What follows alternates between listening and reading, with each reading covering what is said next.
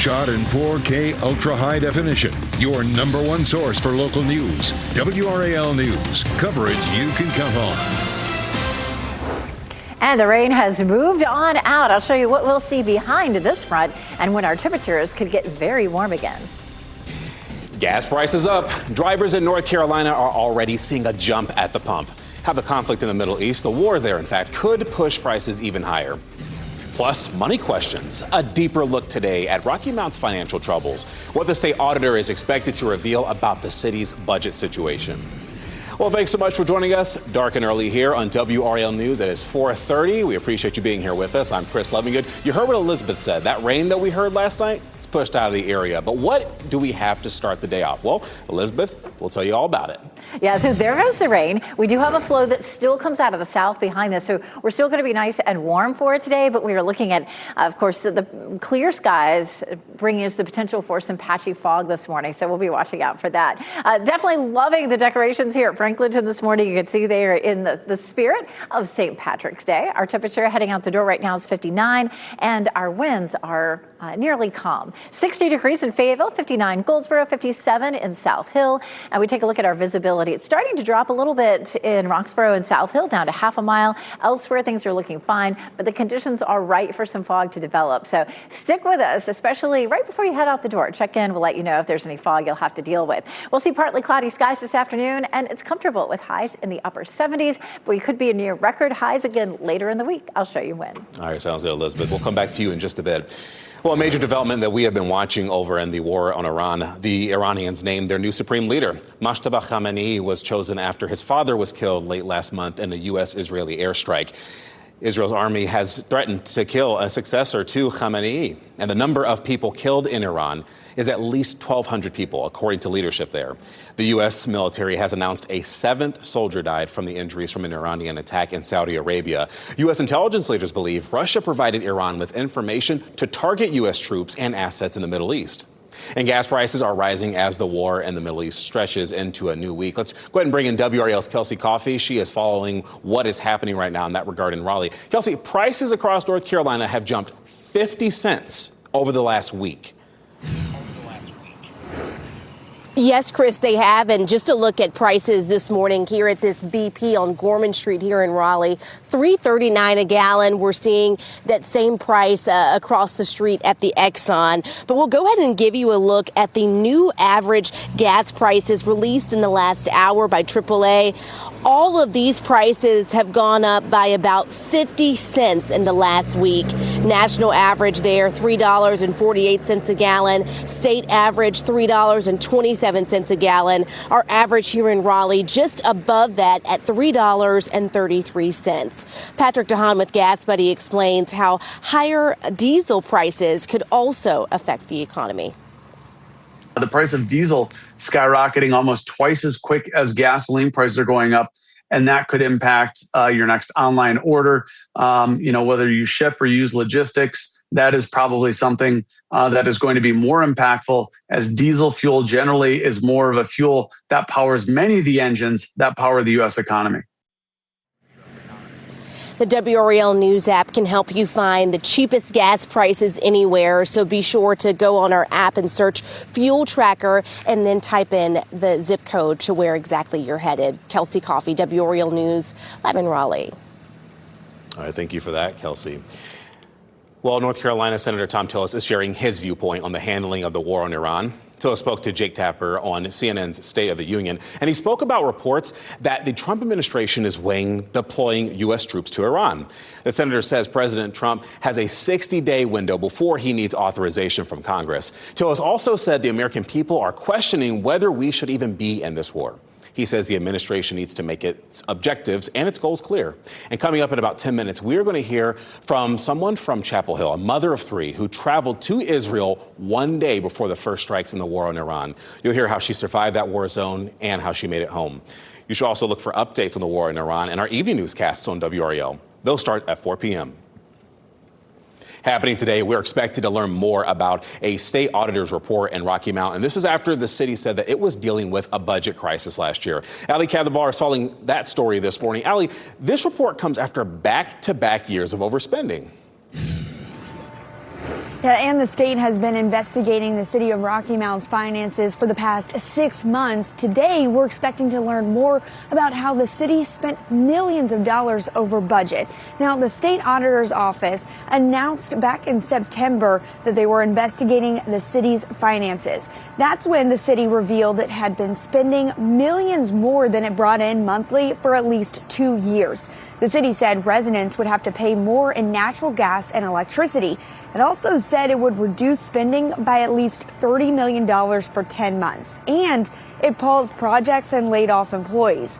The mayor and other council members say the problems may have stemmed from a revolving door of city managers and a change of finance directors. Now, State Auditor David Bullock's office says that he will release the audit this morning, and then he will then have a press conference at 9 a.m. WRAL will be there. The city, the Rocky Mount City Council, is also expected to review an independent audit today as well. We're following this story. Reporting live in Raleigh, Ali Kazalbar, WRAL News. Today, the Wake County man accused of shooting and robbing another man is expected in court. 22-year-old Trayvon Hodge is charged with assault with a deadly weapon, inflicting serious injury, and robbery with a dangerous weapon. He's being held in jail without bond. That shooting happened on Alfreda Court near Wendell around 7 o'clock yesterday morning. Wake County Sheriff's deputies found a man who was shot, and he was taken to the hospital and is expected to recover. An arrest warrant says Hodge stole between $40 and $80 in cash from the victim. The Wake County Sheriff's Office has not said, though, if or how the victim and Hodge knew each other. Also inspected in court today, a 19-year-old accused of driving while intoxicated. This is someone investigators say caused a crash that sent several people to the hospital in Holly Springs. That crash happened on NC 55 near Avon Ferry Road around 4:30 yesterday morning. Police say Tristan Smith rear-ended a sedan stopped at a red light. The driver and 2 passengers in that other car were taken to the hospital, and Smith also was taken to the hospital, but later was released. He's facing several charges, including DUI. Well, today you'll have another chance to ask Wake County EMS questions and learn more about their emergency response changes. Their new protocol prioritizes callers who are in the most severe danger. They'll also use fewer emergency lights and sirens, too. Those changes will take effect early next month. Tonight's public meeting starts at 7. That will be at the North Regional Center on East Holding Avenue in Wake Forest. There will also be 3 other meetings this week in Cary, Willow Springs, and Wendell. Happening tonight, the Durham County Board of Commissioners will hold their regular meeting, and the session will be inside the commissioners' chambers on the 2nd floor of the administrative building there. And they're going to be talking about a number of different things there, including entering an agreement with the county for a division of sales tax. That meeting starts at 7 p.m. The FAA is investigating what caused a plane crash in Union County in which 2 people were hurt. That crash happened yesterday afternoon, and the sheriff's office says the small plane took off from a small airport in Indian Trail. It crashed in an open field filled with cows, but not far from the airport. And first responders had to cut the pilot free and rush that person to the hospital. The passenger was also taken to the hospital after being found outside the plane. Line wait times at airports are reaching up to 2 hours or more, and this is because of TSA worker shortages related to the partial government shutdown. This has caused significantly longer lines there. Some TSA agents are once again working without pay while Congress debates funding for Homeland Security. At one point, Houston's airport issued a ground stop because there were so many people and too few workers. The TSA recommends you arrive 4 to 5 hours before your flight to ensure you'll get through any lines. A woman is facing charges this morning after LAPD says that she fired shots at the home of music artist Rihanna. You can see the bullet holes scattered there on the mansion's gate. This happened Saturday afternoon. LAPD says the woman drove to the home and then started shooting with an AR-15 style rifle. Officers also say Rihanna was home at the time, but no one was injured. The family of Reverend Jesse Jackson was honored during a special service in Selma, Alabama. National leaders and community members reflected on Jackson's decades of work in the civil rights movement. Jackson worked alongside Martin Luther King Jr. and became one of the most recognizable voices fighting for voting rights, economic justice, and equality. His son Yusef spoke about how his voice stayed strong despite his decades-long battle with several illnesses. In illness, he was big. On his feet. Amen. In his wheelchair. Yes. All right. Behind the podium. Even when Parkinson's and progressive supranuclear palsy quieted his voice, he was still big. Jackson died last month after a long battle with progressive supranuclear palsy, along with Parkinson's disease. He was 84 years old.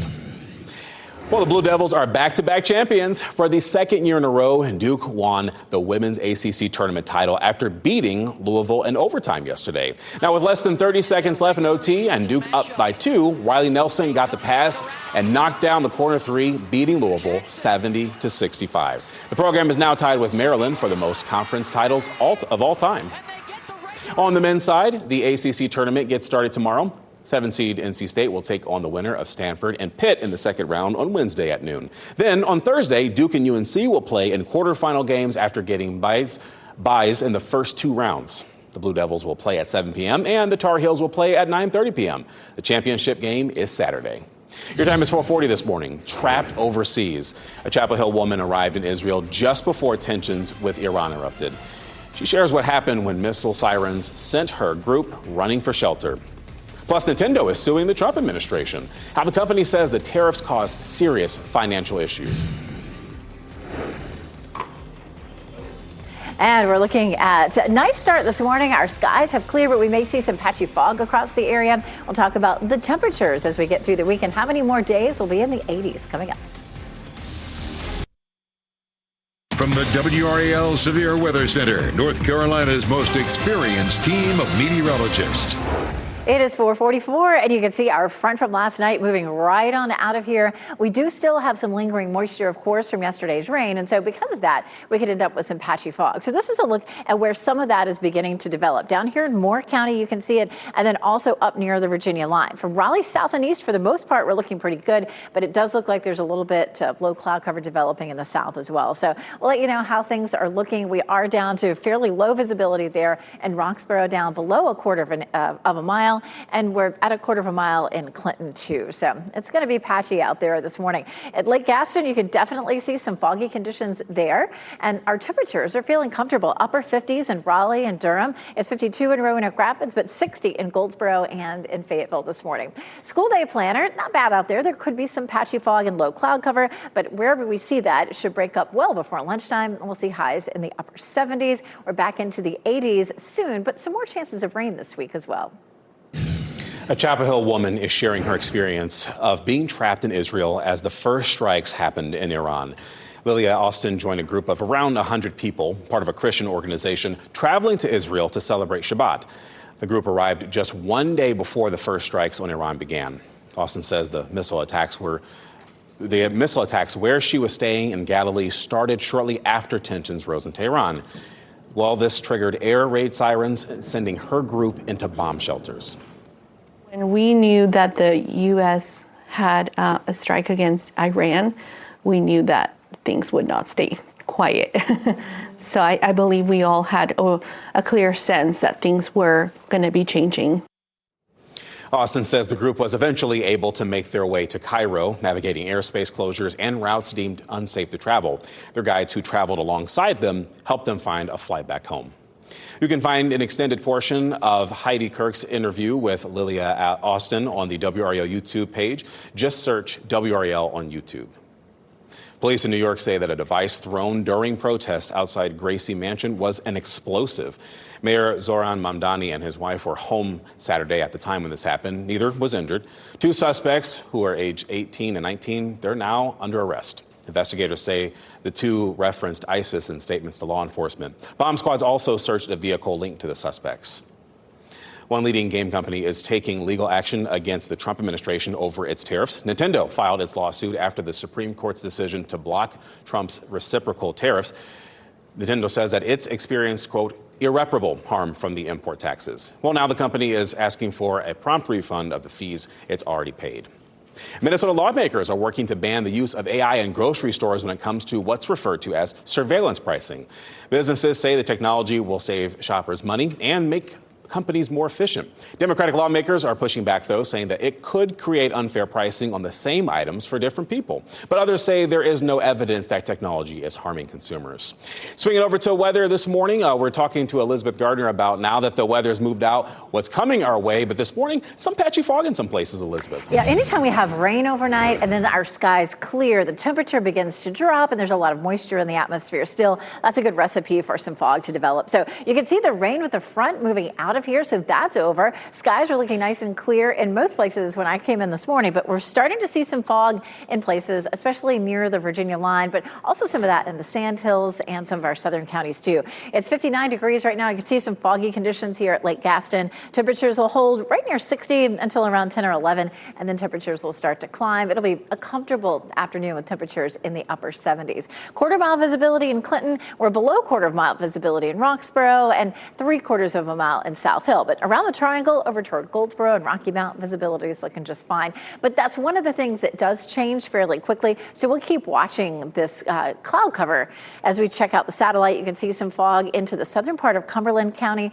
some of that into Wayne County as well, and into Moore County. Up near the Virginia line, we're seeing it as well. So it's kind of starting to creep in from the west. Our temperature right now, mostly in the upper 50s. It's 59 in Durham, 58 in Apex, 58 in Garner, 57 in Clayton. Around town this afternoon, feeling really nice. Temperatures in the upper 70s to low 80s. So a pretty afternoon with some sunshine in our forecast. And then we're going to hit the 80s again on Tuesday and Wednesday. Then things change up a little bit for us toward the end of the week. We'll likely break the record high on Tuesday. The previous record, 81. Same thing in Fayetteville, 86 versus 84.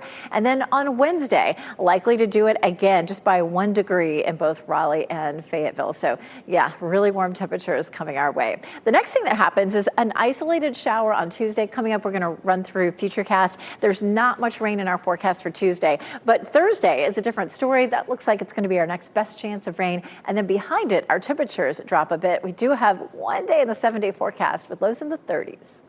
All right, a little shake up this week. Not too bad, Elizabeth. Thank you. Keeping our neighborhoods clean this spring. How you can join others to help. And the countdown is on for one of the biggest nights in Hollywood. What's trending ahead of the 98th Oscar Awards?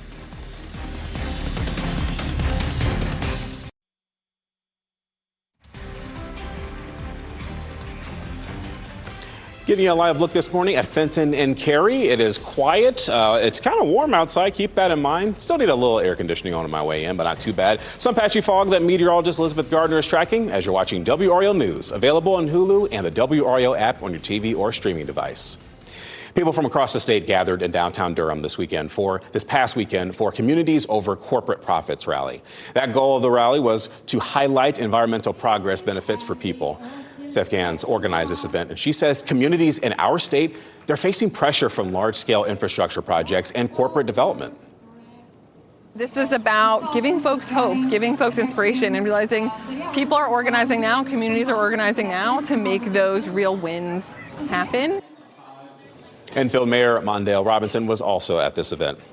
Well, it is Oscar week. We're talking about the 98th Academy Awards this Sunday. David Daniel looks at current Oscars trends and more in today's Hollywood Minute. This world is intricately stitched together, boys. Every thread we pull, we know not how it affects the design of things. The Academy Awards have gotten more international in recent years. One of Train Dream's 4 nominations is for its Brazilian cinematographer, Adolfo Veloso. Meanwhile, Brazil's The Secret Agent also has 4 nominations, including Best Picture and Best International Feature, an award won last year by another Brazilian film, I'm Still Here. In this moment we're living, I feel like it's amazing to represent not only Brazil, but Latin America, to represent all the immigrants in a very delicate moment. And I feel like this only shows how people all over the world are amazing, and we should be hearing everybody, and we should be paying attention to all those voices. Of course, it was our friendship. Hillel had the key that made Flea and Anthony sound the best they could be. The Red Hot Chili Peppers' first guitarist, Hillel Slovak, gets his due in The Rise of the Red Hot Chili Peppers, Our Brother Hillel. The documentary looks at how a childhood friend helped shape the Rock and Roll Hall of Famer's sound. The film debuts March 20th on Netflix. In Hollywood, I'm David Daniel. Well, Wake County's spring big sweep, it is coming soon, which means that you can sign up now to help clean up litter around parks, streams, and neighborhoods. There are several events that are happening on March 14th, and you can register online. More than 1.5 million voters cast their ballots in North Carolina's primary elections this year. Incumbents lost on both sides of the aisle. Early voting results show unaffiliated voters took more Democratic ballots than in prior years.